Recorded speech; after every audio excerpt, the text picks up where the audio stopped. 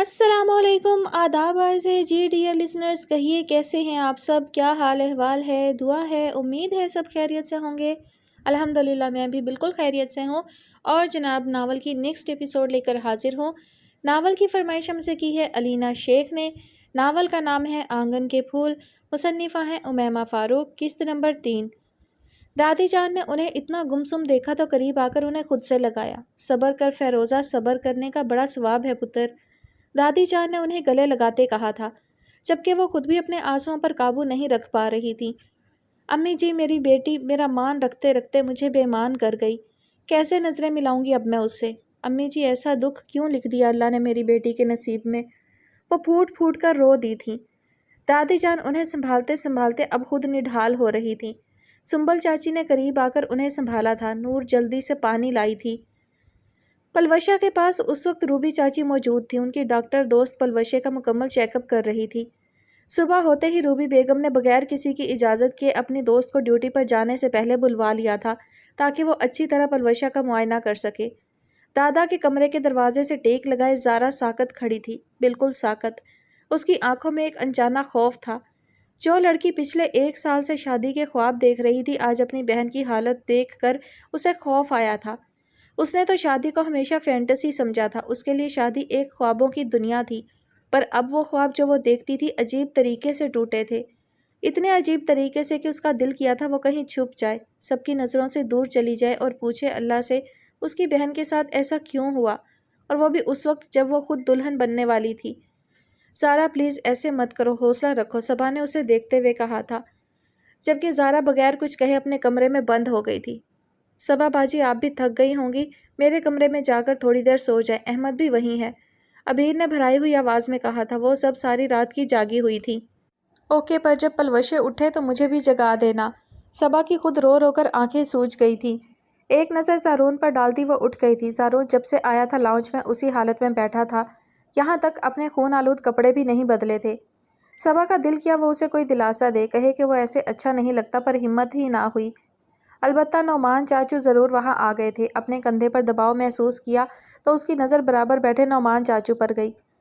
ایسے بیٹھنے سے ہماری وشا کے کسی غم کا ازالہ نہیں ہوگا برخوردار، تمہیں کمزور نہیں پڑنا ہے بچے، اٹھو، اپنے ماں باپ کی حالت دیکھو، زارا کو گلے سے لگاؤ، اس وقت سب سے زیادہ برا اثر اس کے ذہن پر پڑا ہوگا۔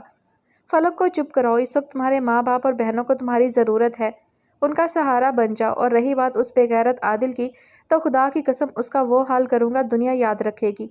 اب چلو اٹھو، مرد ہو، مرد بنو۔ نعمان چاچو نے جیسے اسے ہوش دلایا تھا، وہ اٹھا تھا۔ دادا دادی کے کمرے میں تمام بڑے موجود تھے، پر گہری خاموشی تھی، ہر آنکھ اشک بار تھی۔ اندر جاتے ہی پلنگ پر بیٹھی فیروزہ تائی کو اس نے گلے لگایا تھا۔ وہ ایک بار پھر رو پڑی تھی، پھر شہزاد صاحب کے کندھے پر ہاتھ رکھے انہیں دلاسا دیا تھا۔ اب آپ کا بیٹا بڑا ہو گیا ہے بابا، آپ پریشان نہ ہوں۔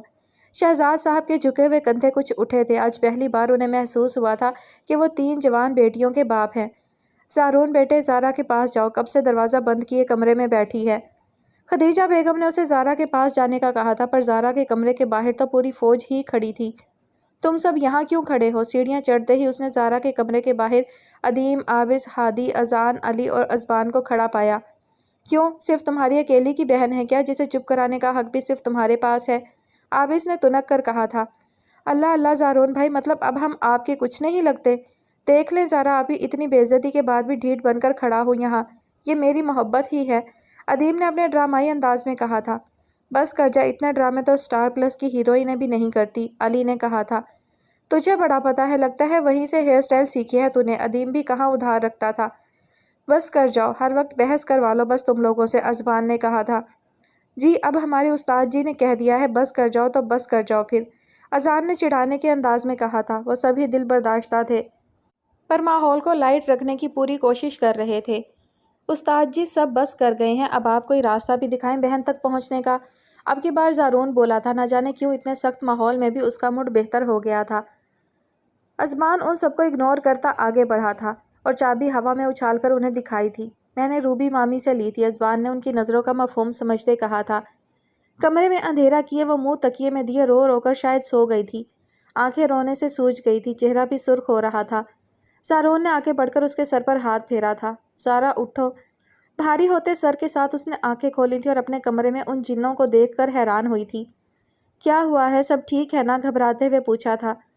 سب ٹھیک ہے، زارون نے جواب دیا تھا۔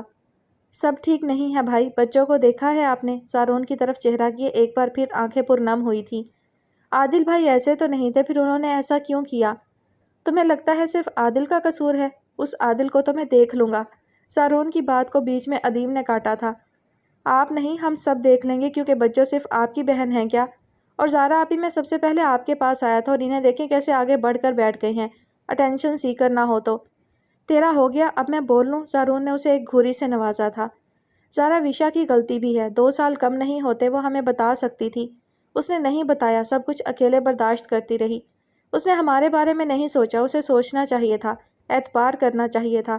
اس نے نہیں کیا، اس نے ہمیں ٹپیکل فیملی سمجھا جو اسے گھر بسانے کے مشورے دیتے۔ میں نہیں جانتا باقی سب کیا سوچتے ہیں، پر تم میری بات کان کھول کر سن لو زارا، ہم تمہاری شادی کر رہے ہیں، تمہیں بیچ نہیں رہے۔ میاں بیوی میں لڑائی جھگڑے ہونا عام بات ہے، پر اگر کبھی تمہیں لگے احمد کے ساتھ تمہارا گزارا ممکن نہیں، یا وہ تم پر ہاتھ اٹھانے جیسے سنگین غلطی کرے، تو تمہیں پلوشے نہیں بننا، تمہیں اپنے باپ اور بھائی پر بھروسہ رکھنا ہے۔ بھائی نہیں، بھائیوں۔ اب کی بار سبھی نے زارون کی بات کاٹ ڈالی تھی، اور اس پر وہ سبھی بے اختیار ہنس دیے تھے۔ زارا آپی، بس ایک فون کریے گا۔ زارون بھائی اگر صبا بازی کے ساتھ مصروف بھی ہوئے تو میری سروسز فاسٹ ہوں گی۔ ادیم نے اب کی بار غلط بات بول دی تھی۔ کمینے رک، تو بہت شوق ہے نا تجھے بیچ میں بولنے کا۔ اب زارون ادیم کے پیچھے تھا اور ادیم ہمیشہ کی طرح نور کے کمرے میں بھاگا تھا۔ محبت کا مطلب یہ نہیں ہے کہ وہ لوگ آپس میں لڑ بھیڑ نہیں سکتے، ایک آدھ گھونسا اور 3-4 لات تو عام سی بات تھی۔ زارا نے خدا کا شکر ادا کیا تھا وہ اتنے محبت کرنے والوں کے بیچ رہتی تھی۔ کیا ہوا جو صبح کا کام بوجھ ہونے کی وجہ سے اس گھر سے بھاگنے کا کہہ دیا ہو، پر در حقیقت وہ جانتی تھی کہ وہ زیتون محل کو بہت مس کرنے والی ہے۔ یار، اب احمد کا پیمپر کون چینج کرے گا؟ ناک پر کپڑا رکھے فلک نے بیڈ پر لیٹی ماہا کو دیکھا اور پھر وہاں موجود عائشہ اور عبیر سے مخاطب ہوئی۔ تم دونوں میں سے جو بھی کرو، پر مجھ سے کوئی امید مت رکھنا۔ عائشہ نے کمرے کی کھڑکی کھول کر تازہ ہوا کو اندر آنے کی اجازت دی تھی۔ نور آپی کو بلا لیتے ہیں، عبیر نے مشورہ دیا تھا۔ نہیں یار، وہ احمد کے لیے کچھ بنا رہی ہیں، ویسے بھی وہ تھک گئی ہے، صبح سے وہ سارے کام دیکھ رہی ہیں، فلک نے کہا تھا۔ پھر صبا باجی؟ ارے ہاں، وہ تو سو رہی ہیں۔ ملی کو بلا لو، وہ کہاں ہے؟ عبیر نے ایک نیا مشورہ دیا تھا۔ صاف ظاہر تھا وہ پیمپر چینج کرنے کے موڈ میں نہیں تھی۔ ملی اپنی کسی فرینڈ سے کال پر بات کر رہی ہے، اور ویسے بھی حسن پھپھا کی بیٹی ہے وہ، اس سے پیمپر چینج کرنے کی امید تو نہ ہی رکھو۔ عائشہ نے ملی کو بھی دیوار سے لگا دیا تھا۔ اب بیچاری عبیر اور فلک رونی صورت بناتی اسے گھور رہی تھی، اور بیڈ پر لیٹا احمد اب باقاعدہ رونے کی تیاری میں تھا۔ اس کے لیے وہ سب نئے چہرے تھے، سوائے 1-2 بار کے اس معصوم نے تو کبھی ننھیال والے دیکھے ہی نہیں تھے۔ اف اللہ، کیا مصیبت ہے! چلو بھائی مل کر کرتے ہیں، چینج کروا دیتے ہیں۔ آخر عائشہ کو ہار ماننی پڑی۔ اب منہ پر کپڑا رکھے وہ تینوں عجیب غریب طریقے سے احمد کا پیمپر تبدیل کر چکی تھی۔ آخر کو خالہ بننا اتنا آسان ٹاسک بھی نہیں تھا۔ خیر، وہ سب جی توڑ کوشش کر تو رہی تھی، پر احمد کو سنبھالنا کافی مشکل ثابت ہو رہا تھا۔ میرے گھر والے کبھی نہیں مانیں گے زوبیہ، تم زرار سے کہہ دو دوبارہ اس بارے میں کوئی بات نہیں ہوگی۔ تم کیا چاہتی؟ ممی نے تم سب کے بارے میں جو رائے قائم کی ہوئی ہے وہ سب انہیں سچ لگنے لگے؟ میں نہیں جانتی تمہارے گھر والوں نے یہ سب کب اور کیسے سوچا، پر میں نے زرار کو ہمیشہ تمہارے حوالے سے ہی جانا ہے۔ وہ تمہارا کزن ہے، اور بس آئندہ کوئی ایسی بات نہ کرنا۔ ماریا، زرار اتنا اچھا تو ہے، آئی ایم پریٹی شیور تمہارے پیرنٹس کو کوئی ایشو نہیں ہوگا۔ ایک بار ہمیں رشتہ لے کر تو آنے دو۔ زرار تمہیں پسند کرتا ہے اور وہ ہر طرح سے پرفیکٹ ہے یار، آخر ایشو کیا ہے؟ ہمارے ہاں انجانے لوگوں میں شادی نہیں کرتے، اور خاندان اور کاسٹ سے باہر تو بالکل نہیں۔ ویسے بھی پلوشے بجوں کے بعد سے تو انکار ہی سمجھو، پہلے شاید پھر کوئی چانس ہو جاتا۔ پر ملی، یہ تو کوئی بات نہیں ہوئی، تمہارے گھر والے اتنے دقیانوسی لگتے تو نہیں ہیں۔ تمہاری مامی بھی تو آؤٹ آف کاسٹ ہیں، اور جب وہ زرار کو دیکھ لیں گے تو منع کر ہی نہیں سکیں گے۔ اگلے مہینے وہ پاس آؤٹ ہو جائے گا، اور وہ چاہتا ہے کہ اس کے پاس آؤٹ ہوتے ہی آگول چچی تمہارے گھر رشتہ لے کر آ جائیں۔ وہ کیا چاہتا ہے کیا نہیں مجھے پرواہ نہیں۔ جہاں تک روبینہ مامی کی بات ہے، زبیر ماموں مرد تھے، پھر بھی ان کے لیے یہ شادی آسان ثابت نہیں ہوئی تھی۔ آج بھی اس بات کو کوئی نہیں بھولا۔ میں تمہیں صاف الفاظوں میں منع کر رہی ہوں، تم کوئی رشتہ لے کر نہیں آؤ گی، ورنہ میں زندگی میں کبھی تم سے کوئی تعلق نہیں رکھوں گی۔ اچھا، میں بعد میں بات کرتی ہوں، خضر بھائی فون کریں گے کچھ دیر میں۔ اپنی بات مکمل کرتے ہی اس نے لائن کاٹ دی تھی۔ 2 سال پہلے کا منظر آنکھوں کے سامنے آیا تھا جب وہ زرار فیصل سے پہلی بار ملی تھی۔ بے شک زرار ایک بہت اچھا انسان تھا، ہینڈسم اور انٹیلیجنٹ۔ رہی سہی کسر فوج میں بھرتی ہونے کے بعد پوری ہو گئی تھی۔ فوج نے تو جیسے اس کی پرسنالٹی کو 4 چاند لگا دیے تھے۔ میں تمہیں کیسے سمجھاؤں زوبی، میرے گھر والے دقیانوسی نہیں ہیں، پر بقول ان کے تمہارے گھر والے خراب ہیں۔ میری ماں کو میری تم سے دوستی نہیں پسند، تمہارے گھر کے کسی لڑکے سے شادی کا تو سوال ہی پیدا نہیں ہوتا۔ پھر لوگ کیا کہیں گے؟ میں دوستی کی آڑ میں افیئر چلا رہی تھی۔ کیسے سمجھاؤں تمہیں کہ میرے اور تمہارے ماحول اور خاندان میں زمین آسمان کا فرق ہے؟ پر میں تمہیں سمجھا بھی دوں تو اپنے دل کو کیسے سمجھاؤں جو زرار فیصل کے بھیجے ہوئے ہر پیغام پر دھڑکتا ہے؟ میں چاہے اس کے کسی میسج کسی میل کا جواب نہ دوں، چاہے اپنے دل کو کتنا بھی سمجھا لوں، یہ سمجھتا ہی نہیں۔ ہر بار اس کی طرف سے آنے والے پیغام کو میں نہ جانے کتنی بار پڑھتی ہوں۔ اپنی محبت خود سے بھی چھپا چھپا کر اب میں تھکنے لگی ہوں، ڈرنے لگی ہوں کہیں روایت کی وہ ڈور جو میرے خاندان میں سب نے سینچ سینچ کر رکھی میرے پیروں میں الجھ کر ٹوٹ نہ جائے۔ خیر تو ہے، ایسے کیوں بیٹھی ہو؟ نور تھک ہار کر اپنے کمرے میں آئی تو ایک طرف صبا کو سوتا پایا، وہیں دوسری طرف ماریا کو افسردہ۔ پلوشے کی وجہ سے گھر میں سبھی اداس تھے، البتہ ماریا سے اس رد عمل کی امید اسے ذرا کم ہی تھی۔ وجہ ماریا کا بچپن سے ان سب سے دور رہنا تھا۔ ہاں بس ویسے ہی، تم سناؤ کیسی ہو؟ ماریا نے فوراً اپنے تاثرات چھپائے تھے، ویسے بھی وہ اس میں ماہر تھی۔ ویسی ہی ہوں جیسے فی الحال سب ہیں، شاک، افسردہ، نا امید، غمگین اور پتہ نہیں کیا کیا۔ بیڈ پر اس کے برابر میں بیٹھتے نور نے کہا، زندگی بہت عجیب ہوتی ہے نور، ہمیں وہ کبھی نہیں ملتا جس کی ہم خواہش کرتے ہیں۔ پلوشے باجی اپنے ماں باپ کی عزت اور خوشی کے لیے خود کو قربان کر گئی۔ یہ کرنے کے لیے بڑا حوصلہ درکار ہوتا ہے، اپنوں کے لیے خود کو قربان کرنا بہت مشکل ہے۔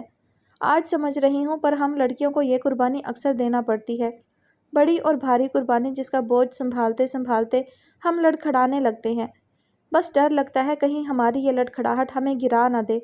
میں اور تم چاہیں بھی تو ان کا غم نہیں بانٹ سکتے، اپنے ہاتھوں کے ناخنوں کے ساتھ کھیلتے اس نے کہا۔ نور نے بڑے غور سے اس کے تاثرات دیکھے تھے۔ آج ملی لگ ہی نہیں رہی تھی، وہ ماریا لگ رہی تھی، بچپن والی ماریا۔ پر نور کو لگا جیسے وہ یہ سب اپنے لیے کہہ رہی ہو، پلوشے تو بس ایک بہانہ ہو۔ ٹھیک کہہ رہی ہو، لوگ غلط کہتے ہیں کہ غم بانٹا جا سکتا ہے۔ غم چاہے چھوٹا ہو یا بڑا کبھی بانٹا نہیں جا سکتا، یہ ناممکن سی بات ہے۔ پر ماریا، ہم اس انسان کو اس فیز سے تو نکال سکتے ہیں نا جس میں وہ تکلیف میں ہے، اپنے دل کی بات کہہ دینے سے، کسی کے دل کی بات سن لینے سے۔ جانتی ہو غم بوجھ کب لگنے لگتا ہے؟ جب ہمارے آس پاس کے لوگ ہمارے گرد وہی باتیں دہراتے رہتے ہیں، ہمیں کچھ بھولنے نہیں دیتے، ہمیں قصوروار بنا دیتے ہیں۔ کم سے کم ہم بچوں کو ان کی زندگی کے بدترین فیز سے نکالنے میں مدد تو کر سکتے ہیں، اور ساتھ ہی یہ دعا بھی کہ اللہ ہم میں سے کسی کو بھی اس طرح کی کسی آزمائش میں نہ ڈالے، نہ ہم لڑکھڑائیں اور نہ ہم گریں۔ نور نے اسے دیکھتے ہوئے مسکرا کر کہا، جیسے تسلی دی ہو، اور ماریا کو واقعی اس کی بات سے سکون ملا تھا۔ آمین، کاش اللہ ہمیں ایسی کوئی قربانی نہ دینی پڑے۔ زور سے آمین کہتے باقی بات اس نے دل میں کہی تھی۔ تم دونوں تھوڑی دیر چپ ہو جاؤ، میرے سر میں درد ہے، پیچھے سے صبا کی آواز آئی تھی، جسے سن کر وہ دونوں ہی چپ ہو گئیں۔ پلوشے فزیکلی ٹھیک ہے، ابھی کچھ زخم اور نشان ہیں جس میں سے کچھ نئے اور کچھ پرانے ہیں جو وقت کے ساتھ ساتھ ہیل ہو جائیں گے، پر فی الحال اس کی یہ مینٹلی کنڈیشن کا بہت خیال رکھنا ضروری ہے۔ اس کے ساتھ نارمل رہیں، اسے اپنا وقت دیں، ہنسی مذاق کریں اور اس کے بیٹے کا خیال رکھیں۔ وہ اس وقت مینٹلی ڈسٹرب ہے، کچھ وقت دیں اسے، ڈاکٹر نے باہر لاؤنج میں آتے کہا تھا، جس پر سب نے اتفاق کیا تھا۔ وہ سبھی پلوشے کو ذہنی سکون دینا چاہتے تھے۔ پلوشے کے ہوش میں آتے ہی سب دادا جان کے کمرے میں جمع تھے۔ کیسا فیل کر رہی ہو میری جان؟ روبی چاچی نے پوچھا۔ ٹھیک ہوں چچی، بستر سے ٹیک لگائے اپنے ہاتھوں کو گھورتی وہ لیٹنے کے انداز میں بیٹھی تھی۔ پلوشے فکر مت کر، ابھی تیرا دادا زندہ ہے، تو آرام کر بس، دادا جان نے جذباتی ہوتے جلدی جلدی کہا تھا، جس پر پلوشے نے صرف سر ہلایا تھا۔ کچھ سوچنے کی، کچھ کہنے کی ضرورت نہیں ہے بچے، ہم سب اپنی پلوشے کو جانتے ہیں، ہمیں تجھ پر بھروسہ ہے ویشا، شہزاد صاحب نے اس کے سر پر ہاتھ رکھتے کہا تھا۔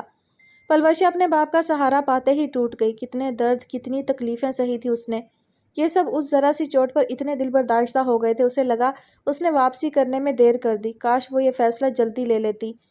بابا، میں نے آپ کو بہت یاد کیا، بہت زیادہ بابا، پلوشے نے بھرائی ہوئی آواز میں کہا۔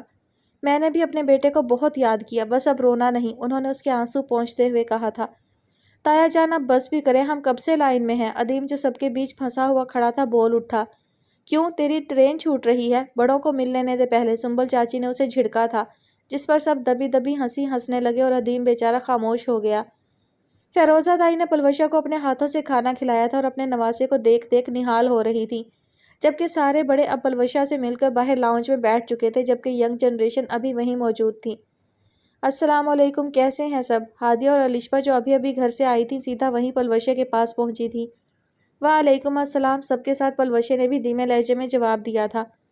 اب منظر کچھ یوں تھا کہ پلوشے کے ساتھ بیڈ پر ادیم، ہادی، ہادیہ، نور، زارا، علی، عائشہ اور اذان بیٹھے ہوئے تھے۔ ایک کرسی پر عابس اور ایک پر زارون بیٹھا تھا، جبکہ صبا، الشبا، فلک، عبیر اور ملی صوفے پر بیٹھی تھیں اور ازبان اکیلا زمین پر صوفے سے ٹیک لگائے ہوئے بیٹھا تھا۔ بچوں، احمد کتنا پیارا ہے بھائی، ہمیں تو کبھی موقع ہی نہیں ملا اس سے لاڈ کرنے کا، اب آپ دیکھیے گا آپ سے زیادہ یہ میرے پاس ہوا کرے گا، فلک احمد کو گود میں دباتی ہوئی بولی۔ پدو، اگر ایسے لاڈیاں کرنے کے ارادے ہیں تو بس پھر خیر ہی ہے احمد کی، ہادیہ نے کہا۔ میں نے کبھی آپ کا نام بگاڑا ہے جو مجھے پڈو کہہ رہی ہیں؟ فلک نے ہمیشہ کی طرح ناک پر چشمہ درست کرتے آنکھیں چھوٹی کرتے کہا تھا۔ اب پدو کو پدو ہی کہیں گے نا، معاملہ فلک کا ہو اور ادیم اس میں اپنے ٹانگ نہ اڑائے ناممکن سی بات تھی۔ ادیم کی بات پر سب ہنسنے لگے۔ میں نے آپ سے بات نہیں کی تو بیچ میں نہ ہی بولیں، فلک غصے سے بولی تھی۔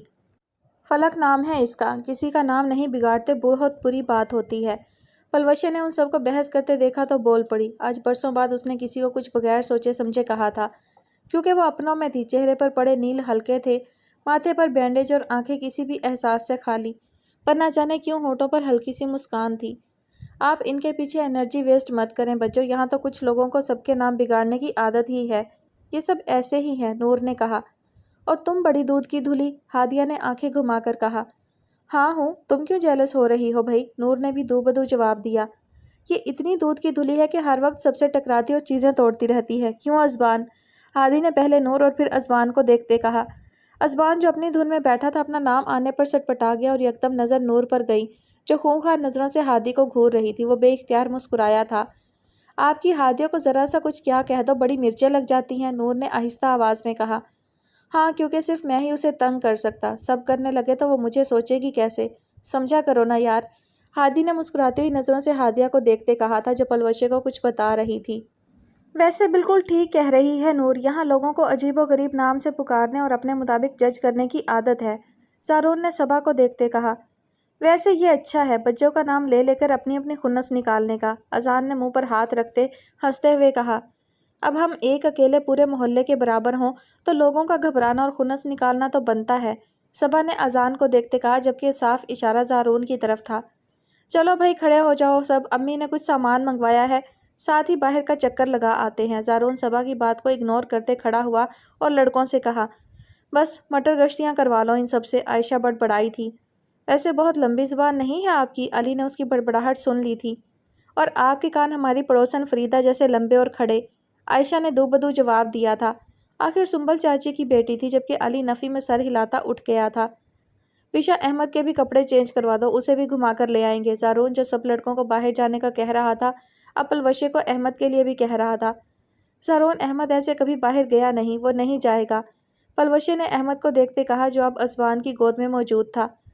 اب تک نہیں گیا پر اب جائے گا، اگر تم بھی ایسے ہی کرو گی تو اس کی پرسنالٹی تباہ ہو کر رہ جائے گی۔ کبھی دیکھے ہیں اس کی عمر کے بچے، اسے بچہ رہنے دو وشا، اور تم فکر مت کرو، احمد ماموں کے ساتھ باہر جائے گا نا تو مزے ہی کرے گا، زارون نے پلوشے کو کہنے کے بعد آخر میں احمد کو گود میں لیتے ہوئے کہا۔ باتیں تو اچھی کر لیتے ہیں، اگر عمل بھی کر لیں تو کیا ہی بات ہو، صبا نے زارون کو دیکھتے سوچا، جبکہ اس کے برابر بیٹھی فلک نے اس کے کندھے پر سر ٹکاتے کہا۔ میرے بھائی کو نظر لگائیں گی کیا؟ تم بھائی بہنوں کو اتنی خوش فہمی پتہ نہیں کیوں ہے، صبا نے کندھے اچکاتے پلوشے کی طرف دیکھا جو اسے ہی دیکھ رہی تھی۔ اچھا تم لوگ لے جاؤ پر خیال رکھنا پلیز، پلوشے نے ان سب سے کہا۔ نور تم ڈریس چینج کروا دو گی احمد کا، آخر میں نور سے کہا۔ اوکے، پر میری جگہ پر کوئی نہ بیٹھے، میں واپس یہیں آ کر بیٹھوں گی، نور کہتے ہی اٹھی اور احمد کو اپنے ساتھ لے گئی۔ کسی کی نظروں نے دور تک اس کا پیچھا کیا تھا۔ زیتون محل میں ایک ساتھ بہت سی کہانیاں جنم لینے لگی تھیں، نہ جانے کس کا اختتام کیسے ہونا تھا۔ الشبا صوفے سے اٹھ کر بیڈ پر آئی تھی اور اچانک اسے موبائل کا خیال آیا جو وہ صوفے پر ہی بھول آئی تھی، جس پر اب عابس شاید بیٹھ چکا تھا۔ وہ موبائل میں مصروف تھا کہ الشبا کو سامنے کھڑا پایا جو ہمیشہ کی طرح کنفیوز تھی۔ کون سی پریشانی درپیش آ گئی ہے جو میرے سر پر آن کھڑی ہوئی ہو؟ آئی برو اٹھا کر سرد مہری سے پوچھا گیا۔ وہ غصے کا تیز تھا پر روڈ نہیں، لیکن اس کے ساتھ نہ جانے کیوں وہ روڈ ہو جاتا تھا۔ اس کے اس انداز پر اس کا دل کسی نے مٹھی میں لیا تھا۔ آخر وہ شخص کبھی نارمل بات کیوں نہیں کر سکتا تھا؟ میرا موبائل شاید آپ صوفے پر رکھا تھا، میں نے وہ آپ کے نیچے شاید۔ عجیب بے ربط جملے بولے تھے اس نے اور دل میں خود پر ہی طیش آیا تھا آخر وہ اتنی نروس کیوں ہو جاتی تھی۔ واہ، بڑی اچھی جگہ ڈھونڈی ہے آپ نے اپنا موبائل سے جانے کے لیے، تنزن کہتا وہ اٹھ ہی گیا تھا کیونکہ نور احمد کو تیار کر کے لے آئی تھی۔ بجو اب آپ ٹھیک ہو جائیں پھر ہم سب چلیں گے آئس کریم کھانے، جاتے جاتے علی نے کہا تھا۔ پلوشیں محض سر ہلا کر رہ گئی، نہ جانے زندگی کس موڑ پر لے آئی تھی، جانے کون سا موڑ ابھی مڑنا باقی تھا۔ یہاں اس گھر میں وہ کب تک رہ سکتی تھی، قسمت کیا کھیل کھیلنے والی تھی۔ وہ یہ سب سوچ ہی رہی تھی کہ عبیر کی آواز آئی۔ بچو تائی اماں کہہ رہی ہیں اگر آپ کی ہمت ہے تو اوپر کمرے میں چلی چلیں، سارا باجی کے ساتھ آپ کا سامان بھی سیٹ کر دیا ہے، عبیر نے کمرے میں جھانکتے کہا اور چل دی۔ پلوشے میں نے تمہیں بہت مس کیا، بہت زیادہ، صبا اس کے کندھے پر سر ٹکاتی ہوئی بولی۔ میں نے بھی، آنکھیں بند کرتے اس نے کہا۔ نہ جانے کیا کیا یاد آیا تھا اسے، جو زخم اسے پہلے تکلیف نہیں دیتے تھے یہاں آ کر وہ بھی دکھنے لگے تھے۔ پلوشے نے صبا کے سر پر سر ٹکاتے کہا۔ چند آنسو موتی کی صورت میں اس کی آنکھوں سے بہے۔ نور ان دونوں کو یوں ہی چھوڑ کر اٹھی اور لائٹ بند کر کے باہر آ گئی۔ کچھ وقت دو دوستوں کو تنہائی میں دینا تھا، کچھ وقت جس میں وہ رو سکتی، کچھ کہہ سکتی، کچھ بہا سکتی۔ گرمی کا زور آج کچھ زیادہ ہی تھا۔ پلوشے کو زیتون محل میں آئے چند دن گزر چکے تھے، جسم کے زخم مندمل ہو رہے تھے۔ سہ پہر کا وقت تھا، گھر میں خاموشی تھی، چونکہ ینگ جنریشن یونیورسٹی سے اب تک واپس نہیں آئی تھی اور گھر کے بڑے اس وقت آرام کر رہے تھے۔ احمد اس وقت فیروزہ بیگم کے کمرے میں تھا جبکہ پلوشہ لاؤنج میں دادی جان کے تخت پر گمسم بیٹھی تھی۔ تیرے آ جانے سے گھر میں کچھ رونق لگنے لگی ہے، ورنہ تو مجھ بڈھے کو کوئی پوچھتا ہی کہاں ہے۔ دادا جان شاید گرمی سے سو نہیں پا رہے تھے تو اٹھ کر باہر چلے آئے۔ انہوں نے سفید شلوار پر گرمی کی وجہ سے ہاف آستینوں کا بنیان چڑھایا ہوا تھا۔ دادا آپ بھی نا، سب اتنا تو خیال رکھتے ہیں آپ کا، پلوشے نے قاسم مراد علی کی بات سے ذرا اختلاف ہی برتا تھا، یہ جانے بغیر کہ وہ تو صرف اسے خوش کرنا چاہ رہے ہیں۔ ہاں، خیال رکھتے ہیں، یہ سارے کے سارے ہر وقت وہ کیا کہتے ہیں اس ٹیلی فون کو، موبائل، اس میں لگے رہتے ہیں۔ بوڑھے دادا دادی کے لیے وقت ہی کہاں ہے؟ تو آئی ہے تو 2 گھڑی ہمارے ساتھ بیٹھ جاتی۔ میرے پاس کرنے کے لیے کچھ ہے بھی تو نہیں نا دادا، وہ چھوٹے ہیں ابھی، پھر یونیورسٹی بھی تو ہوتی ہے، ان سب کو فی الحال پڑھنے دیں، پلوشے نے کہا۔ ہاں، پڑھنے لکھنے سے کب روکا ہے، خوب پڑھیں، دادا کا نام روشن کریں، ہاتھ ہوا میں اچھالتے انہوں نے کہا تھا۔ اسی دوران ڈور بیل بجی تھی، چونکہ سب کے پاس اپنی اپنی چابی تھی تو ڈور بیل بجنے کا مطلب تھا باہر کا کوئی فرد آیا ہے۔ میں دیکھتا ہوں، قاسم مراد علی اٹھے تھے جبکہ پلوشے اندر چلی گئی تھی۔ وہ اس چہرے کے ساتھ کسی کے سامنے نہیں آنا چاہتی تھی، لوگوں کو سوال کرنے کا موقع نہیں دینا چاہتی تھی۔ گھنٹی کی آواز سن کر روبی چاچی بھی نیند سے بھری آنکھیں لیے دروازے کی جانب بڑھی تھی، یہ جانے بغیر کہ دادا جان دروازہ کھول رہے ہیں، کیونکہ گھر سے آنگن عبور کر کے پھر دروازہ تھا اور بھری دوپہر میں باہر نکلنے سے سب کی ہی جان جاتی تھی۔ کون ہے ابو جی؟ لان کے گیٹ پر پہنچ کر انہوں نے باہر آنگن میں کھڑے قاسم مراد علی سے پوچھا تھا۔ وہ جو سمجھ رہی تھی ان کا چہرہ دھوپ سے لال ہوا ہے، سامنے موجود ہستی کو دیکھ وہ جان گئی تھی کہ وہ دھوپ سے نہیں طیش سے لال ہوئے کھڑے ہیں۔ کیسے ہیں انکل جی، اندر آنے کو نہیں کہیں گے؟ وہ پلوشے کی ساس روزینہ تھی۔ قاسم مراد علی بغیر کوئی جواب دیے اندر کی طرف بڑھے تھے جبکہ وہ ان کے پیچھے ہی اندر چلی آئی تھیں۔ لاؤنج میں ایک طرف تخت پر دادی جان براجمان تھی، دوسری طرف فیروزہ تائی بیٹھی تھی، جبکہ روزینہ بیگم تخت کے ساتھ پڑے صوفے نما کرسی پر براجمان تھی۔ سنبل چاچی اور روبی چاچی البتہ کھڑی ہی تھیں۔ دیکھو فیروزہ، میں مانتی ہوں مجھ سے غلطی ہوئی، پر مجھے لگتا تھا شادی کے بعد عادل بدل جائے گا۔ پھر کچھ غلطی پلوشے کی بھی ہے، شادی کے بعد تو مرد عورت کی مٹھی میں ہوتا، پر پلوشے نے اس کے اور اپنے بیچ دیوار کھڑی کر دی۔ اب وہ مرد ہے، غصے میں اٹھ گیا ہاتھ، تم بھی جانتی ہو تالی ایک ہاتھ سے نہیں بجتی، پھر بھی میں معافی مانگتی ہوں، کہو تو ہاتھ بھی جوڑتی ہوں، پلوشے سے کہو گھر چلے۔ فیروزہ بیگم کے ہاتھ پر ہاتھ رکھے انہوں نے کہا تھا۔ آپ کو ذرا بھی شرم نہیں آ رہی یہاں آتے اور یہ سب کہتے ہوئے؟ آپ کے بیٹے کے خلاف سیدھا سیدھا پولیس کیس ہو سکتا ہے اور آپ یہاں آ کر یہ کہہ رہی ہیں کہ غلطی پلوشے کی بھی ہے؟ مرد ہے تو کیا، ہاں وہ مارے گا اسے؟ معاف کیجیے گا، آپ کے بیٹے کو آپ ہی مرد کہہ سکتی ہوں گی، ہماری نظر میں وہ وحشی جانور سے بھی بدتر ہے، روبی چاچی شدید اشتعال میں بولی تھی۔ دیکھو بہن، میں اپنی دوست سے بات کر رہی ہوں، تم بیچ میں نہ ہی بولو تو بہتر ہے، روزینہ بیگم نے نخوت سے روبی چاچی کو دیکھتے کہا اور پھر فیروزہ بیگم کی طرف رخ پھیر لیا۔ فیروزہ بیگم سمجھ نہیں پا رہی تھی کیا کہیں کیا نہیں، وہ بس خاموش گمسم بیٹھی ہوئی تھی۔ پتر تو اس وقت زیتون محل میں بیٹھی ہے، یہ میری زیتون بانو کی بہو ہے اور غلط بات پر چپ نہیں رہے گی، کوئی روکے تو صحیح، ابھی زندہ ہوں میں، اس گھر کی بڑی میں ہوں، مجھ سے بات کر، زیتون بانو نے سینے پر ہاتھ رکھتے ہوئے کہا تھا۔ روبینہ بیگم تو ساس کی اس طرح طرفداری کرنے پر کھل اٹھی تھی، زیتون بانو اس قسم کی مہربانی ان پر کم ہی کیا کرتی تھی، جبکہ دوسرے کمرے میں موجود قاسم مراد علی غصے میں ادھر سے ادھر ٹہل رہے تھے۔ آنٹی جی اب آپ ہی بتائیں، اس طرح کوئی اپنا گھر چھوڑتا ہے؟ دیکھیے میں مانتی ہوں مجھ سے غلطی ہوئی، مجھے آپ لوگوں کو آگاہ کر دینا چاہیے تھا عادل کی عادتوں کے بارے میں، پر میں بتاتی بھی کیا، بس ذرا زیادہ پوزیسو ہے۔ آپ میرا یقین مانیں وہ یہ سب پلوشے کی محبت میں کرتا ہے۔ اپنی میٹھی بولی بولے وہ اب دادی جان کو متاثر کرنے میں مگن تھی۔ ہاں پوزیسو، اچھا خاصا پاگل ہے وہ، اور خوب محبت ہے بھائی، اس محبت میں وہ خود جل سڑ کیوں نہیں جاتا ہے؟ میں تو کہتی ہوں روزینہ بہن اسے ساتھ لے کر آنا تھا۔ میرا عابس بڑا محبت والا ہے، ایسی محبت دکھانی تھی نا اس نے، واہ واہ کرتے رہ جاتے سب۔ سنبل بیگم بھی اب کی بار میدان میں کودی تھی اور خوب بولی تھی۔ کچن میں کھڑی پلوشے کے اعصاب شل ہو رہے تھے، سر بھاری ہو رہا تھا۔ وہ مضبوط لڑکی تھی، سمجھدار بھی تھی، پر وہ اب واپس نہیں جانا چاہتی تھی۔ یا اللہ پلیز پلیز میرے گھر والے مجھے ان لوگوں سے بچا لیں، اللہ مجھے بچا لیں، میں اب اور نہیں سہ سکتی، مجھے بچا لیں پلیز۔ پلوشے نے پہلی بار اللہ سے کوئی ایسی دعا کی تھی۔ دیکھیں آنٹی جی، میں بڑی ہو کر خود آئی ہوں پلوشے کو لینے، اور سنبل بہن وہ صرف بیٹا ہی نہیں داماد بھی ہے اس گھر کا۔ بولنے سے پہلے سوچو۔ بہت مشکل سے خود پر ضبط کیے وہ کہہ رہی تھی، مقصد صرف پلوشے کو واپس لے جانا تھا، کیونکہ وہ جانتی تھی عادل پلوشے کی وجہ سے ان سب کو بھول گیا تھا۔ اگر پلوشے نہ آئی تو عادل کا سارا غبار ان سب پر نکلے گا، جیسے پلوشے کی شادی سے پہلے نکلا کرتا تھا۔ وہ بس خود کو اپنے پاگل بیٹے سے بچا رہی تھی، یہ جانے بغیر کہ وہ 2 اور معصوم زندگیوں کو ایک دلدل میں دھسا رہی تھی، یا شاید دھسا چکی تھی۔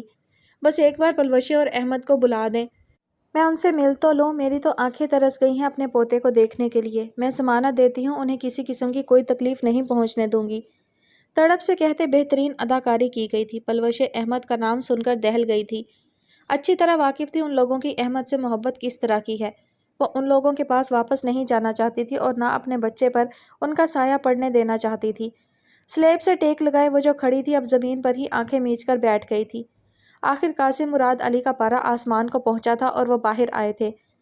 میری پوتی آپ کے ساتھ جانا تو دور آپ کے سامنے بھی نہیں آئے گی، اور نہ ہی میری پلوشے کے بچے کسی سے ملیں گے۔ میں کہتا ہوں مجھے چند منٹوں بعد یہ عورت یہاں نظر نہ آئے۔ زیتون بانو بہو سے کہو مہمان کو دروازے پر چھوڑ آئے۔ غصے سے کانپتے وہ گہری سانس لے رہے تھے۔ فیروزہ بیگم البتہ اس سارے معاملے میں خاموش تھی، معلوم نہیں وہ نہ جانے کیا سوچ رہی تھی۔ نہ وہ کچھ بولی، نہ انہوں نے کسی کو کچھ کہنے سے روکا۔ البتہ ان کی یہ خاموشی روبی بیگم کو کسی نئے طوفان کا اندیشہ دے رہی تھی۔ پلوشے کو لگا جیسے سر پر لٹکتی تلوار کسی نے کھینچ کر ذرا اوپر کر دی ہو۔ اب وہ سانس لے سکتی تھی۔ کب تک وہ نہیں جانتی تھی۔ وہ پھوٹ پھوٹ کر روئی تھی، ابھی زخم مندمل ہونا شروع ہوئے ہی تھے کہ ایک بار پھر وہ بھیانک خواب اسے ڈرانے آن پہنچے تھے۔ ساری لڑکیاں یونیورسٹی سے ابھی گھر میں گھسی تھی۔ لڑکے یونیورسٹی سے فی الحال سیدھا فیکٹری جایا کرتے تھے اور ہر شام میں شہزاد تایا اور نعمان چاچو کے ساتھ ہی واپس آتے۔ پلوشے کی ساس اور دادا جان کو غصے میں دیکھتے وہ ماجرا سمجھ ہی رہی تھی کہ سنبل چاچی کی گھوری دکھ گئی جو انہیں صاف اندر جانے کا اشارہ کر رہی تھی۔ عائشہ اور عبیر سب کے بیگ رکھنے کمرے میں گئی، جبکہ فلک اندر احمد کے پاس بھاگی تھی، اور نور پلوشے کو ڈھونڈتے ڈھونڈتے کچن میں آئی تھی جہاں وہ رو رو کر نڈھال ہو رہی تھی۔ وشا باجی پلیز ایسے مت روئیں، کم سے کم ان لوگوں کے لیے نہیں، نور نے اسے گلے لگاتے کہا۔ میں ان کے لیے نہیں رو رہی نور، میں اپنے لیے رو رہی ہوں، اپنے بیٹے کے لیے رو رہی ہوں۔ سوچ رہی ہوں اگر میرے خاندان کے بڑے میرے آگے ڈھال نہ بنتے تو میں کیا کرتی۔ میں ڈر بھی رہی ہوں اگر ان لوگوں نے مجھے واپس جانے کا کہہ دیا تو میرا اور میرے بیٹے کا کیا مستقبل ہوگا۔ آپ کو کوئی کہیں نہیں جانے کا کہے گا بچوں، حتیٰ کہ اگر آپ خود بھی جانا چاہیں تو ہم نہیں جانے دیں گے۔ پلوشے کو گلے لگائے ہوئے کہا تھا، اسے یقین دلایا تھا، یہ جانتے ہوئے کہ ان کے خاندان میں طلاقیں نہیں ہوتی تھی۔ وہ یہ بھی جانتی تھی کہ فیروزہ تائی روایتوں کی کتنی پکی ہیں، پر فی الحال وہ دونوں ہی سچ کا سامنا نہیں کرنا چاہتی تھیں۔ شام میں جب سب کو اس معاملے کا پتہ چلا تو سبھی تذبذب کا شکار ہو گئے۔ جو حل سب کو نظر آ رہا تھا وہ روایتوں کے خلاف تھا۔ اب دیکھنا یہ تھا زیتون محل اپنی برسوں پرانی روایتیں برقرار رکھ پاتا ہے یا نہیں۔ ازبان مال میں ہر دوسری دکان پر اذان کے پیچھے چلتا اب تھکنے لگا تھا۔ ویسے تو ہادی اور الشبا کی برتھ ڈے آنے والی تھی، پر اذان کی برتھ ڈے پر اسے کوئی گفٹ نہیں دیا گیا تھا، تو ازبان نے اسے ہادیہ اور الشبا کے ساتھ اس کی مرضی کا تحفہ دلانے کا وعدہ کیا تھا، جسے نبھانے کی غرض سے وہ ساتھ چلا آیا تھا اور اب شدید پچھتا رہا تھا۔ بس بہت لگا لیے تم نے یہ تماشے، اب میں تمہارے ساتھ کسی اور دکان نہیں جاؤں گا، جو لینا ہے یہیں سے لو اور گھر چلو۔ آخرکار تنگ آ کر ازبان نے کہا، یہ ایٹیٹیوڈ صرف میرے لیے ہے یا سب کے لیے؟ اذان نے چڑھتے ہوئے کہا تھا۔ سب کے لیے ہے، پاگل ہوتے ہیں وہ لوگ جو 2-2 گھنٹے مالز میں گھوم کر وقت ضائع کرتے ہیں، اور خاص کر لڑکے۔ گھڑی میں وقت دیکھتے اس نے کہا تھا اور ساتھ ہی آس پاس لگے پینڈنٹس دیکھ رہا تھا۔ وہ ایک پینڈنٹ شاپ تھی جہاں ہر قسم کے خوبصورت سے خوبصورت پینڈنٹ تھے۔ اذبان شیور تھا کہ اذان یہاں سے کچھ نہ کچھ تو پسند کر ہی لے گا۔ یکدم پینڈنٹس کو دیکھتے اسے کوئی یاد آیا تھا۔ ابھی کچھ وقت پہلے ہی تو ہادیہ سے اسے پتہ چلا تھا کہ اسے پینڈنٹ کتنے پسند ہیں، اور وہ کب سے ایک پینڈنٹ کی تلاش میں ہے جسے ڈھونڈنے کی ذمہ داری اس نے ہادیہ اور الشبا کو بھی دی تھی۔ تتلی کی شیپ میں بنا وہ پینڈنٹ انتہائی حسین تھا۔ بیس پر پنک کلر تھا جہاں پنکھ اور ابھار ملٹی شیڈز میں تھے۔ یہ کیسا پینڈنٹ دیکھ رہے ہیں؟ میں کوئی لڑکی تھوڑی ہوں، پتہ نہیں یہاں کیوں لے آئے ہیں، یہاں تو نور کو ہونا چاہیے۔ اذان نے جب اذبان کو وہ پینڈنٹ تکتے ہوئے پایا تو بے اختیار بول دیا اور اچانک ہی اپنی کہی بات سمجھ آنے پر معنی خیز مسکراہٹ سے اس کی طرف دیکھا۔ اذبان نے اسے ایک گھوری سے نوازا۔ ایک کام کرو، تم آن لائن کچھ پسند کر لو، میں اب گھر جاؤں گا، بہت تھک گیا ہوں۔ اذبان نے اس کی کہی بات اگنور کی، حالانکہ وہ جانتا تھا کہ اس کے بھائی بہن اس کے دل کی بات سے انجان نہیں۔ اب وہ اس تذبذب کا شکار تھا کہ اذان کی موجودگی میں پینڈنٹ لے کیسے۔ بھائی آپ یہیں کھڑے رہیں، میں جب تک آئس کریم لے آتا ہوں، پھر گھر چلتے ہیں۔ اذان کو اچانک ہی آئس کریم کا خیال آیا تھا، یا وہ جان بوجھ کر اذبان کو موقع دینا چاہتا تھا۔ اذبان نے وہ پینڈنٹ خرید کر ان سب چیزوں کے ساتھ رکھا تھا جو وہ ہمیشہ سے اس کے لیے جمع کرتا آیا تھا، جو اسے کبھی نہیں دی گئی تھی، یا شاید وہ دینا نہیں چاہتا تھا۔ اس نے اس کہانی میں کبھی خود کو ہیرو نہیں بنانا چاہا تھا، پر وہ بننے لگا تھا، اختتام سے انجان کہانی کا نرم دل ہیرو جو یہ نہیں جانتا تھا کہ تکلیفیں اس کا مقدر بھی بن سکتی ہیں۔ تحفے میں مجھے گھڑیاں پسند ہیں، بے شک وہ چند گھڑیاں ہی کیوں نہ ہو۔ آنے والے وقت میں تمہارے ساتھ گزارنے کو چند گھڑیاں میسر آ جائیں، شاید وہی زندگی گزارنے کے لیے کافی ہیں۔ تمہارا طلبگار زرار فیصل۔ صوفے پر دونوں پاؤں اوپر کیے ماریا اس کی طرف سے بھیجی گئی ای میل پڑھنے میں مصروف تھی کہ اچانک اس کو تنگ کرنے کی غرض سے دھپ کر کے صبا اس کے برابر میں اچھل کر بیٹھی۔ چونکہ ماریا مگن تھی اس لیے موبائل اس کے ہاتھ سے چھوٹ کر زور سے اس کے پیر پر لگا۔ کیا مصیبت ہے، کہیں تو سکون سے بیٹھنے دیا کریں، ہر جگہ نازل ہو جاتی ہیں۔ غصہ ضبط کرتے کہا تھا، پر وہ تلخ ہو گئی تھی اور اس کی یہی تلخی صبا کے کارنامے چھپا جاتی تھی۔ پیر پر لگنے سے اسے رونا بھی آنے لگا تھا، یا شاید رونا اسے اپنی قسمت پر آنے لگا تھا۔ وہ زرار کی محبت پر رشک کرتی یا بچپن سے اپنے ساتھ ہونے والی بے قدری پر غمگین ہوتی۔ آئی ایم سوری، زور سے تو نہیں لگا، صبا اسے چوٹ نہیں پہنچانا چاہتی تھی، اس کا مقصد صرف اسے ڈرانا تھا۔ آپ اپنے یہ چنچل مزاجی زیتون محل کے لیے بچا کر رکھیں، میرا پیچھا چھوڑ دیں پلیز، میں تنگ آ گئی ہوں آپ کے ان بے وجہ کیے جانے والے مذاقوں سے۔ اب کی بار ذرا اونچی آواز ہوئی تھی۔ کیا ہو گیا ہے ملی، بڑی بہن ہے، تمیز سے بات کرو، یہ کس لہجے میں بات کر رہی ہو؟ حمیرہ بیگم نے اسے ڈانٹا تھا۔ جی جانتی ہوں وہ بڑی ہیں اور ان کی کیا ویلیو ہے، تنک کر جواب دیا تھا اور اپنا موبائل اٹھائے کمرے میں جا گھسی تھی۔ کس قدر بدتمیز ہو گئی ہے یہ لڑکی، حمیرہ بیگم نے چاول چنتے غصے سے کہا تھا۔ چھوڑے امی، ہم دونوں کا معاملہ ہے، میں بھی تو اسے اتنا تنگ کرتی ہوں۔ صبا جانتی تھی کہ اس کی ماں کبھی کبھی ملی کے ساتھ ناانصافی کر جاتی تھی۔ کمرے میں آ کر وہ سر پکڑ کر بیٹھ گئی تھی، جانتی تھی صبا سے وہ نہیں جیت سکتی تھی۔ وہ یہ بھی جانتی تھی کہ صبا اسے ہرانا بھی نہیں چاہتی، وہ بس اسے تنگ کرتی ہے، بعد میں سوری کر کے معافی بھی مانگ لیتی۔ پر بچپن سے ہی وہ یہ سن سن کر تھک گئی تھی کہ صبا بڑی ہے، وہ ایسی ہے، وہ ویسی ہے۔ ہر گھر میں ایک ایسا بچہ ہوتا ہے جسے بے حد اہمیت دی جاتی ہے، اور صبا حسن وہی ایک بچہ تھی، جبکہ دوسری طرف ہر گھر میں ایک بچہ ہوتا ہے جو اس کے گھر والوں کے لیے آرڈنری سا ہوتا ہے، اس کی بڑی باتیں بھی انہیں متاثر نہیں کر پاتی، اور ماریا حسن انہی میں سے ایک تھی۔ اس نے بچپن سے اپنے باپ کو کاروبار میں مصروف دیکھا تھا تو وہ ان سے دور دور رہی تھی۔ حمیرہ بیگم کا سارا دھیان گھر پر ہوتا، علی سے بھی اس کی کبھی اتنی نہیں بنی، اور صبا کی چنچل مزاجی نے کہیں نہ کہیں ماریا کو پس منظر میں کر دیا تھا۔ وہ دونوں کہیں بھی جاتی، صبا اپنی باتوں سے سب کا دل جیت لیتی، جبکہ وہ اپنی خاموش طبیعت کی وجہ سے چپ رہتی۔ البتہ خضر سے اس کی بہت بنتی تھی، پورے گھر بلکہ پورے خاندان میں ایک خضر ہی تھا جسے ماریا کی ہر چیز یاد رہتی۔ وہ اپنی اس چھوٹی بہن کے ناز نخرے اٹھاتا، اس کے چلے جانے کے بعد سے وہ بہت تنہا ہو گئی تھی۔ آہستہ آہستہ وہ سب سے دور رہنے لگی، چڑچڑی سی ہو گئی، اور پھر سب کے منہ سے یہ سنا کہ وہ اسے پسند نہیں کرتے، اسے ان لوگوں سے اور دور کر گیا۔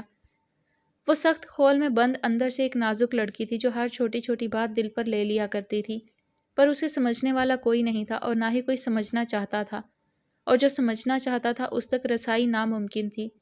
وہ دل اور دماغ کی اس جنگ میں نیم پاگل ہو رہی تھی۔ زرار فیصل ایک خواب تھا جو ماریا حسن کو نہ چاہتے ہوئے بھی دیوانہ کر رہا تھا۔ وہ رشتوں اور محبت کے بیچ فاصلہ قائم کرتے کرتے ادموئی ہوئے جا رہی تھی۔ سب کے لیے وہ چڑچڑی اور بدتمیز تھی، کوئی یہ نہیں جاننا چاہتا تھا کہ وہ ایسی کیوں ہو گئی ہے۔ کچن میں موجود نور فلک سے دلیا بنوا رہی تھی، جبکہ پلوش احمد کو کھانا کھلانے میں مصروف تھی اور گاہے بگاہے ان دونوں پر بھی نظر ڈال لیتی جو آپس میں بحث کرنے میں لگی تھی۔ یار تم نے اتنا پانی پانی کر دیا، ایسا تھوڑی نہ ہوتا ہے، نور نے کہا۔ تم اتنے ڈائریکشن دے رہی ہو، خود ہی بنا لو نا، فلک نے چشمہ ناک پر چڑھاتے ہوئے کہا۔ اگر تم باقی کام کر لیتی تو اس وقت میں ہی بنا رہی ہوتی، نور نے گہری سانس بھرتے کہا، ساتھ ہی ہادی کا لاؤڈ سپیکر سنتے ضبط سے ہونٹ بھینچے۔ نور! ہادی چیخ چیخ کر اسے پکار رہا تھا۔ وجہ نور کو دیکھا ہے، ہادی نے کچن میں آتے ہی کہا، اور ساتھ ہی نور کو وہاں کھڑا دیکھ کر بولا، کب سے بلا رہا ہوں، بحری ہو گئی ہو؟ سفید رنگت باہر کی گرمی سے کچھ لال ہو رہی تھی۔ آپ بلا نہیں رہے، گلا پھاڑ پھاڑ کر چیخ رہے ہیں، کیا کام ہے؟ نور نے منہ بناتے کہا۔ کچھ دکھانا ہے، تم چلو، ہادی اس کا ہاتھ کھینچتا اوپر لے گیا۔ کیا ہوا ہے، کیوں گھوڑے پر سوار ہے؟ نور نے چوٹی آگے کرتے کہا۔ گھوڑے پر سوار نہیں ہوں، پر ارادہ ضرور ہے، یہ دیکھو۔ ایک خوبصورت سی گھوڑا گاڑی لا کر اس کے سامنے رکھی گئی۔ واہ، حسین تر، اس کے منہ سے بے اختیار نکلا۔ ایسی بگی پر میری بارات لے کر جانے کا ارادہ ہے نا میری بہن کا؟ ہادی نے مسکراتے ہوئے کہا۔ نور نے دل ہی دل میں اسے دیکھتے ماشاء اللہ کہا۔ وہ مسکرا رہا تھا تو ساتھ اس کی براؤن آنکھیں بھی مسکرا رہی تھیں۔ ہاں، بس تھوڑی ڈیکوریٹو ہونی چاہیے، ویسے آپ یہ لائے کیوں ہیں؟ نور نے کہا۔ نور، میں یہ ہادیہ کو تحفے میں دینا چاہتا ہوں۔ تم اسے ویسے ہی سجاؤ جیسے تم چاہتی ہو، میں چاہتا ہوں وہ اسے دیکھے اور مجھے کبھی نہ بھولے، ہادی نے سنجیدگی سے کہا۔ رانجھا بننے کا ارادہ ہے یا مجنوں؟ کہتے ہی نور نے مسکراتے ہوئے اسے دیکھا، وہ دونوں بچپن ہی سے بہت کلوز تھے۔ ہادی کی سب سے اچھی دوست اس کی اپنی بہن تھی۔ نور زبیر جس سے وہ اپنے دل کی ہر بات کر لیتا تھا وہ سمجھ جاتی تھی۔ رانجھا اور مجنوں کا تو پتہ نہیں، پر عاشق ضرور ہو گیا ہوں، اور ہر عاشق کی طرح محبوب کے بدل جانے سے ڈر رہا ہوں، ہادی نے ہاتھ فولڈ کرتے بڑبڑاتے ہوئے کہا۔ میں یہ ڈیکوریٹ کر کے رات کو آپ کو دے جاؤں گی، ابھی کمرے میں فلک بھی ہوگی، وہ سوال کرے گی۔ نور وہ گھوڑا گاڑی اٹھائے اپنے کمرے میں لے آئی تھی۔ آبس بات سن یار، اوپر آئے گا 1 منٹ؟ زارون نے لاؤنج میں کھڑے آبس کو اوپر سیڑھیوں سے لٹکتے آواز دی تھی۔ ہاں بول، کیا ہوا؟ آبس نے سیڑھی پر پہلا قدم رکھتے کہا تھا۔ یہ زہرا کون ہے؟ اب یہ مت کہنا کہ تو نہیں جانتا۔ زارون کھینچ کر اسے اپنے کمرے میں لے گیا اور پھر ہاتھ باندھے تفتیشی افسر بنے پوچھا، کیا بکواس کر رہا ہے؟ کون زہرا؟ آبس نے تنک کر کہا۔ اچھا پھر دعا، انجم، آئمہ کوئی تو ہوگی، زارون نے پوچھا۔ تیرا دماغ خراب ہو گیا ہے، آبس نے غصے سے کہا۔ غصے سے ماتھے کی نسیں واضح ہو رہی تھی۔ اچھا کوئی نہیں ہے نا یہاں؟ اس کے دل پر تھپکتے زارون نے کہا تھا۔ تو پاگل ہو گیا ہے؟ اس کا ہاتھ جھٹکتے آبس کمرے سے نکلنے لگا۔ اور علیشبہ، وہ بھی کوئی نہیں ہے نا؟ اب کی بار زارون نے ٹھنڈے ٹھار لہجے میں تنزن کہا۔ آبس کے باہر جاتے قدم رکے تھے، چہرے پر ہوائیاں اڑی تھیں۔ کیا مطلب علیشبہ؟ آبس نے لب بھینچتے پوچھا تھا۔ علیشبہ کی آنکھیں دیکھی ہیں تو نے؟ وہ تجھے پسند کرتی ہے شاید، پر تو کیا سوچتا ہے اس کے بارے میں؟ زارون نے جانچتی نظروں سے کہا۔ میں کچھ نہیں سوچتا، اگر کچھ ہے بھی تو مجھے اس میں شامل مت کر، دوبارہ یہ نام بھی میرے سامنے مت لینا، ایک ایک لفظ چبا کر کہا تھا۔ پھر تجھے کوئی فرق نہیں پڑے گا نا اگر وہ کسی اور کی ہو جائے، اگر علیشبہ کے نام کے آگے کسی اور کا نام جڑ جائے، زارون نے ریلیکس سے انداز میں کہا تھا۔ زارون پلیز، وہ تیری بہن نہیں ہے، اس کے گھر والے ہیں، جب وہ اس کے نام کے آگے کسی کا نام لگانا چاہیں گے لگا دیں گے، ابھی بھی وہ پڑھ رہی ہے اور ایسا کچھ نہیں ہو رہا۔ ظاہر ہے اس کے گھر والے ہی آخری فیصلہ لیں گے، اور میرے لیے وہ میری بہنوں جیسی ہی ہے، مجھے جو کلیئر کرنا تھا کر چکا۔ تجھے علیشبہ نہیں پسند، اب تشریف کا ٹوکرا لے جا۔ زارون نے فوراً موڈ بدلا تھا۔ آبس نے بھی جان چھڑائی تھی، ایک تو اس کے اندازے بھی بڑے صحیح ہوتے ہیں۔ بڑبڑاتے ہوئے وہ کمرے سے نکلا تھا۔ تجھے کہیں پچھتانا نہ پڑے آبس، وہ بہت معصوم ہے۔ اف علیشبہ، تمہیں بھی پوری دنیا میں یہی ایک ملا تھا، کیا پتا میرا اندازہ غلط ہو۔ زارون نے اس کی پیٹھ کو دیکھتے ہوئے سوچا۔ یہ گھوڑا گاڑی کس خوشی میں تحفے میں دی ہے مجھے؟ ہادیہ نے ناک چڑھا کر کہا۔ بس ایسے ہی، میرا دل کیا کہ تمہیں کچھ یونیک گفٹ دوں، ہادی نے کہا لگا کر کہا، اور ساتھ ہی فون ایک کان سے ہٹا کر دوسرے پر رکھا۔ کیا کھچڑی پکا رہے ہو ہاں؟ ویسے روبی ممانی کو اگر پتہ چل جائے نا تمہارے اور میرے بارے میں، دونوں کو کچا چبا جائے وہ، اس نے ہنستے ہوئے کہا۔ تم سب ایسے ہی ممی کے پیچھے پڑے رہتے ہو، اب ایسی بھی بات نہیں، ہادی ذرا ناراض ہوا تھا۔ اچھا اب بتاؤ یہ گھوڑا گاڑی دی کیوں ہے؟ ہادیہ نے سامنے پڑی گھوڑا گاڑی کو دیکھا جس پر لال اور گولڈن کلر کی ڈیکوریشن تھی۔ تمہیں پتہ ہے نور کہتی ہے وہ میری بارات گھوڑا گاڑی میں لے کر جائے گی، بس اسی لیے تمہیں دی ہے، ایک دن سفید گھوڑے پر آؤں گا تمہیں لینے، کہا لگاتے وہ اپنی کہی بات پر ہی ہنسا تھا۔ سفید گھوڑے پر شہزادے آتے اچھے لگتے ہیں، اسے چڑھاتے ہوئے کہا۔ ہاں تو شہزادے بھی شہزادیوں کے لیے آتے ہیں، تم جیسی بل بتوڑیوں کے لیے نہیں، ہادی نے بھی خفا سے لہجے میں کہا تھا۔ اچھا نور کہاں ہے؟ اسے بھی تو بتاؤ، اس کے بھائی نے مجھے تحفے میں اس کا شاہکار دیا ہے۔ گھوڑا گاڑی پر ہاتھ پھیرتے کہا۔ سب سے پہلے اسے بتایا تھا، یہ ڈیکوریشن بھی اسی سے کروائی ہے، ہادی نے ہنستے ہوئے کہا۔ او آئی سی، اچھا چلو بائے، میں ابھی اسائنمنٹ بنانا ہے مجھے، ہادیہ نے الشبا کو کمرے میں آتے دیکھ کر کہا۔ بائے، ٹیک کیئر، ہادی نے جلدی سے کہا اور فون کٹ کیا۔ ہادیہ کتنی پیاری ہے، کہاں سے آئی؟ الشبا نے گھوڑا گاڑی دیکھتے کہا۔ ہادی نے دی ہے، advance birth day gift, Hadia نے ہلکی آواز میں کہا۔ ماشاء اللہ، بہت حسین ہے، ویسے ہر بار کچھ الگ ہی گفٹ ہوتا ہے ان کا، سب سے اچھا خوبصورت، الشبا نے ہنستے ہوئے کہا۔ الشبا اور نور ان دونوں کے بارے میں سبھی کچھ جانتے تھے۔ آرام سے بولو لڑکی، پورا ڈھول ہو، ہادیہ نے اس کے ہونٹوں پر ہاتھ رکھتے کہا۔ اچھا ٹھیک ہے، ویسے شکر کیا کرو اللہ کا، ہر لڑکا ہادی نہیں ہوتا جو کسی لڑکی کو اتنا چاہے، الشبا نے اسے ایک نظر دیکھتے کہا۔ ہاں تو ہر لڑکی ہادیہ بھی تو نہیں ہوتی جسے اتنا چاہا جائے، ویسے شکر تو میں ادا کرتی ہی ہوں، ہادیہ نے اپنے بک ریک میں جگہ بنا کر اسے وہاں سجایا تھا، یہ جانے بغیر کہ وہ وقت سے پہلے شکر ادا کر رہی تھی۔ سرخ رنگ کی گھوڑا گاڑی ان دونوں کی محبت کا منہ بولتا ثبوت تھی، وہ لڑک پن میں کی جانے والی سنگین غلطی تھی جس کے انجام سے دونوں ہی انجان تھے۔ واقعی میں ہر لڑکی ہادیہ نہیں ہوتی جسے کوئی بے تحاشا چاہے، کچھ الشبا بھی ہوتی ہیں جن کی محبتیں ادھوری ہی رہ جانے کے لیے ہوتی ہیں۔ آج صبح سے لائٹ نہیں ہے روبی، پانی ذرا کم استعمال کر، نل کھول کر ہی بھول گئی ہو، فیروزہ بیگم نے روبی چاچی کو کہا تھا جو کچن میں کھڑی برتن دھو رہی تھی۔ روبی چاچی نے کچھ بڑبڑاتے ہوئے نل بند کیا اور آنگن میں آ گئی تھی جہاں گھر کے باقی فرد گرمی کی وجہ سے بیٹھے تھے۔ دادا جان زارا باجی کی شادی سے پہلے گھر رینوویٹ کروا لیتے ہیں، اب تو کلر بھی اترنے لگا ہے، ادیم نے چائے کا گھونٹ بھرتے کہا تھا۔ لو جی، اچھا بھلا تو گھر ہے، اس موئی ریورسیشن کی ضرورت کیا ہے؟ دادی جان جو آنگن میں لگے تخت پر لیٹی تھی بول پڑی۔ دادی جان، رینوویشن ہوتا ہے، ابیر نے ان کے پیر دباتے تصحیح کی اور منہ بناتے ساری لڑکیوں کو دیکھا جو مین انٹرنس پر بنی سیڑھیوں پر بیٹھی زارا کی شادی کے کپڑے سوچ رہی تھی۔ استانی نہ بن تو، پیر دبا، پیر خوب سمجھتی ہوں میں، دادی جان نے کروٹ بدل کر کہا۔ پوچھ لو کسی کلر والے سے، پھر دیکھتے ہیں، دادا جان نے بسکٹ منہ میں ڈالتے کہا جو ابھی ابھی فیروزہ تائی لائی تھیں۔ ابو جی، وہ ایک بات میں نے بھی کہنی تھی، روبی بیگم میگزین پرے رکھ کر قریب آئیں۔ ہاں پتر کہہ لے، قاسم مراد علی نے بے نیازی سے کہا۔ اس کے ساتھ ساتھ ہی ساری لڑکیوں کے کان بھی کھڑے ہو گئے کیونکہ روبی چاچی سے وہ فرمائش انہوں نے ہی کی تھی۔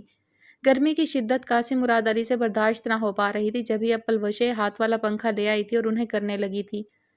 دراصل کچن کے سارے کیبنٹ بھی سڑنے لگے ہیں، بلکہ اتنے تو ٹوٹ بھی گئے ہیں، کیوں نہ کلر کے ساتھ کچن بھی بنوا لیا جائے؟ میں نے بات کی تھی زبیر سے، کہنے لگے امی جی اور ابو جی نے بڑی محبت سے اس گھر کو بنایا ہے، آج تک کوئی تبدیلی نہیں کی، اگر وہ اب اجازت دے دیتے ہیں تو بنوا لو۔ روبی چاچی انہیں قائل کرنے کے موڈ میں لگتی تھی۔ روبی بھابھی، دراصل گھر میں ابھی شادی ہے اور پھر زارون کی منگنی کا بھی سوچا ہے ہم نے، کچن بنوائیں گے تو آؤٹ آف بجٹ ہو جائے گا۔ ادیم میرا رجسٹر لے کر آنا، میں ذرا حساب کروں۔ شہزاد تایا کو ہمیشہ کی طرح خرچے کی فکر لگ گئی تھی۔ روبی بیگم نے فوراً اپنی بڑی بڑی آنکھیں زبیر صاحب کو دکھائی تھیں، ساتھ ہی لڑکیوں کی نظریں بھی انہی کی طرف گئی تھیں۔ آخری سہارا تو وہی ہوتے تھے، وہ فوراً سیدھے ہو کر بیٹھے تھے۔ آپ خرچے کی فکر کیوں کرتے ہیں بھائی جان، میں ہوں نہ، دیکھ لوں گا، بس آپ سب حامی بھریے۔ آخر میں زیتون بانوں کو دیکھتے کہا تھا، دور بدلے ہیں زیتون بانوں تو چیزیں بھی بدلنی پڑے ہیں، چل منہ نہ بنا، دے اجازت بچوں کو، طاق میں بیٹھے ہیں سارے۔ دادا جان نے ہمیشہ کی طرح بات سمجھ لی تھی، ایسے ہی تو بچے انہیں کیوٹ نہیں کہتے تھے۔ دادی دے دینا اجازت، نور نے کہا تھا۔ لو جی، وہی میں کہوں، اس روبی کو کہاں میرے کچن سے محبت ہو گئی، اصل وجہ تو میری پوتی ہے، دادی جان نے نور کو دیکھتے میٹھا طنز کیا تھا۔ جی، میں آپ کے گھر کے لیے اپنا خون بھی بہا دوں نا تو کسی نے خوش نہیں ہونا، روبی بیگم زبیر صاحب کو تنک کر کہتی گئی تھی۔ نور اور ہادی اپنی امی کو ایسے جاتا دیکھ اٹھنے ہی لگے تھے کہ دادی جان کی آواز آئی، اے رکو ذرا، اماں کے دم چھلو، بتا دینا اپنی ماں کو بنوا لے کچن، میں نے کہاں روکا ہے؟ لو بھلا، آج تک روک نہ پائی جس کو اب غلطی ہڈیوں کے ساتھ کیا خاک روکوں گی؟ دادی جان نے اپنے زخم گنوائے تھے۔ زیتون بانو، یہی بات اگر پیار سے کہہ دیتی تو کون سی قیامت آ جانی تھی، بس موقع چاہیے ہوتا ہے یہاں سب کو۔ میں بتا دیتا ہوں، زبیر سمجھا لے اپنی بیوی کو بھی، مجھے گھر میں کوئی فساد نہیں چاہیے۔ ہاں، دادا جان نے ہاتھ ہوا میں اچھال کر کہا تھا۔ جی۔ اب روبی چاچی نے تو 2 دن تک کمرے سے نکلنا نہیں تھا، ساتھ ہادی اور نور بھی ماں کے پلو کے ساتھ ہی لگے رہنے تھے۔ دادی جان ٹھیک ہی کہتی تھی، روبی نے اپنے شوہر اور بچوں پر دم درود کیا ہوا ہے۔ چلیں پھر میں کل لے آتا ہوں کلر والے کو، امی ہم کچھ دیر باہر جا رہے ہیں، عابس نے پہلے دادا اور پھر آخر میں سنبل چچی کو مخاطب کر کے کہا۔ زارون، عابس اور ادیم باہر نکل گئے، جبکہ ہادی اور نور اپنی امی کے آنسو جو ان کی اولاد کے سامنے زیادہ ہی بہتے تھے انہیں صاف کرنے میں مصروف تھے۔ زیتون محل میں بھلا سب نارمل کہاں ہو سکتا ہے بھائی؟ رات کے کھانے کے بعد شہزاد صاحب نعمان اور زبیر صاحب کو لے کر دادا جان کے کمرے میں گئے تھے، جہاں فیروزہ تائی پہلے سے ہی موجود تھیں۔ پلوشہ کے معاملے کا کیا حل سوچا ہے آپ نے ابو جی؟ شہزاد صاحب نے پیشانی مسل کر کہا۔ وہ سب زارا کی شادی سے پہلے یہ معاملہ نپٹانا چاہ رہے تھے۔ تو بتا تو نے کیا سوچا ہے؟ مجھ بوڑھی ہڈیوں میں اب اتنا زور نہیں کہ یہ سب سوچ سکوں، دادا جان نے کچھ نڈھال ہوتے کہا۔ وہ زیتون بانو اور فیروزہ بیگم دادا جان کے لوہے کے پلنگ پر بیٹھے تھے، جبکہ باقی سب کمرے میں رکھے لکڑی کے صوفوں پر۔ ابو جی میرا کہنا ہے کہ جلد بازی نہیں کرتے، کیا پتہ عادل کو عقل آ جائے اور وہ اپنے کیے پر شرمندہ ہو جائے۔ جب تک پلوشہ یہاں اسی گھر میں رہے، پھر حالات ٹھیک ہوں گے تو اسے واپس بھیج دیں گے، فیروزہ بیگم جھجکتے ہوئے بولی تھی۔ تو آپ کیا چاہ رہی ہیں بھابھی؟ ہم وشا کو اس کے رحم و کرم پر چھوڑ دیں؟ جس کو اب تک عقل نہ آئی اب کیا خاک آئے گی؟ نعمان صاحب نے بھاری اونچی آواز میں کہا تھا۔ تو اپنی بیٹی کے ماتھے پر طلاق کا دھبا لگوا دیں۔ طلاق یافتہ لڑکی کو یہ معاشرہ قبول نہیں کرتا میرے بھائی، جینا دو بھر کر دیں گے لوگ میری بچی کا، فیروزہ بیگم آنسوؤں کے ساتھ بولی تھی، جبکہ کاجل بہہ کر پورے چہرے پر پھیل چکا تھا۔ کچھ تو ہوش سے کام لو فیروزہ، لوگوں کی باتوں کے ڈر سے اب تم پھر کہیں پلوشے کو وہاں بھیجنے کے لیے تیار تو نہیں کر رہی؟ آئی تھی نا روزینہ، مانگ تو رہی تھی معافی، ضمانت دی ہے اس نے کہ اب عادل ایسا کچھ نہیں کرے گا، شرمندہ ہے وہ بہت، پھر پلوشے بچے والی ہے، اس کے لیے طلاق کوئی مذاق کی بات نہیں ہے شہزاد صاحب۔ ایک بار پھر وہ عورت ہم سب کو بے وقوف بنا رہی ہے بھابھی، اور حیرت ہے کہ آپ بن رہی ہیں۔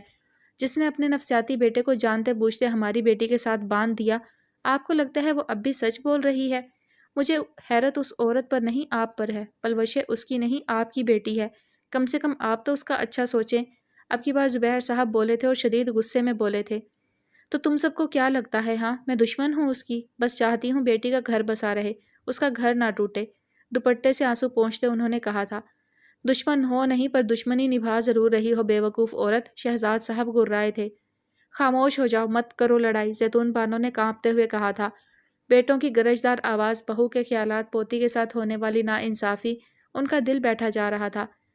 کبھی خاندان میں کسی کی طلاق نہیں ہوئی ہمارے، خلا میں دیکھتے نہ جانے کیا سوچتے وہ کہہ رہی تھی۔